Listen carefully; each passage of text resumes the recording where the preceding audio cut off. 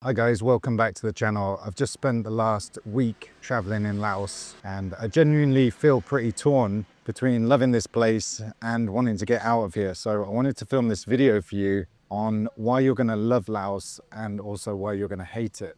But if you're new to the channel, my name is Fred Barton. I used to work in the embassy in Beijing for the Foreign Office in the UK government, and I now travel the world and make videos about learning different languages and learning different cultures.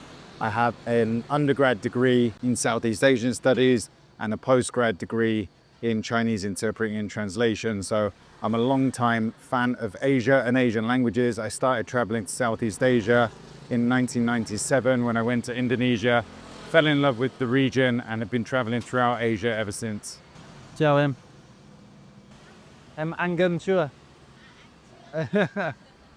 The first reason you're going to fall in love with Laos is because it feels exotic, it feels special and different. And in a world where we're more and more globalized, things are more and more homogenous, and things just feel more similar wherever you go, Laos, along with places like Myanmar, still feel relatively untouched. And this is obviously partly because they're underdeveloped, but they have maintained more of their traditional culture.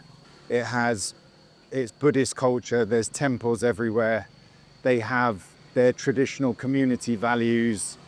You see kids playing together, groups hanging out.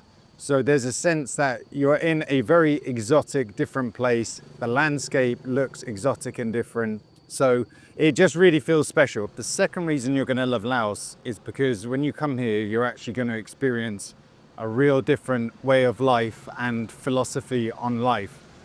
The Lao people have really absorbed the Buddhist culture, and you feel that in places like Luang Prabang, where I am now. It's a slower pace of life, and there's this concept of sabai, which is similar in Thai culture, where it's about kind of easygoing, harmony, relaxation. And this is really different to Western culture, where we're all about the hustle, the grind, the productivity. So it's one of the few places I've been recently where I feel changed by the actual way of life. Like, the pace of life is very different here. So much of what you experience is different in terms of how people are just living and what their outlook on life is. The third reason you're going to love Laos is because of the people. And I would say they're not as performatively friendly like in Thailand, where you get the feeling that often it's just for the sake of tourism dollars that they're extremely kind, although obviously I have Thai friends and I know they are super nice people. In Laos, they're not as outwardly smiley and friendly on a first meeting, but when you get chatting to them, they're very nice people. Sabai đi bo. Kinh khao liều bo. The first experience of coming here was Vietjet had messed up my flight, so I had missed the connection and I couldn't get my hotel in Vientiane, and I'd paid quite a lot for this hotel, and I just phoned them up on the off chance and explained the situation, and they said, yeah, normally we wouldn't do this, but that we have a space and you can just have your room the following night. And that was a really nice introduction to the type of people in Laos, and I've had no hassle here since I've been here. People are very laid back, chill, and this is all to do also with the infusion of Buddhist culture and the sabai mindset. And they've just been super nice, reserved, quiet people. And I have to say, it's a little bit of a refreshing change coming from Vietnam, where things are very hectic and everything is loud and brash and fast-paced and kind of in your face. And here, the Lao people are quiet, reserved, more laid back, and just chill, cool people. Okay, now for the bad stuff, the reason you're gonna hate Laos. And this is one of the biggest things I've struggled with.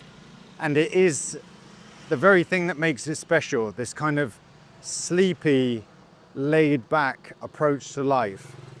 I've wrestled with this the whole time that I've been here, and I used to be a Buddhist monk. I've lived in Buddhist monasteries, I've stayed in Buddhist monasteries in Thailand and Burma, and it's something that you struggle with there. As a Westerner, we're so conditioned to be kind of hooked on the adrenaline of chasing goals, the pursuit of dopamine through trying to live our best lives or improve our careers or improve ourselves, work out, whatever it is.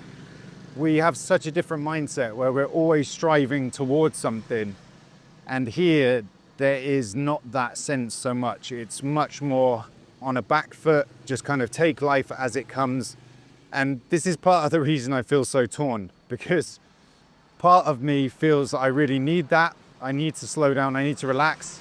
And I've seen how good it is for me since I've been here. My sleep has improved. I'm more rested, I'm more relaxed. But there's this inner conflict where I just want to crack on. I want to chase my goals. And I want to get back to Vietnam where they're on the hustle, they're on the grind, and get back into all those dopamine triggering activities. So I think there is, for Westerners, this feeling of, oh, this is a beautiful place. I'd love to come here for a week, but I'd go nuts if I stayed here for much longer, because it doesn't seem like there's libraries, museums, places to learn, places to grow, not many gyms, especially in smaller places like Luang Prabang. There aren't really gyms, and it just doesn't feed that inner Westerner drive for growth and development. The second thing that's going to drive you mad in Laos, which is somewhat related to being a goal-driven Westerner, is the infrastructure. And this can be frustrating whether you're driving over very bumpy roads or you're waiting around for your upload speeds on the computer. Things are buffering for a long time, the internet is bad, and travel connections are not great. I wanted to originally get out of here earlier, and I was going to get an early train, go down to Vientiane, spend some time there again. But there's only trains in the afternoon. Everything runs through the China-Lao Railway, basically.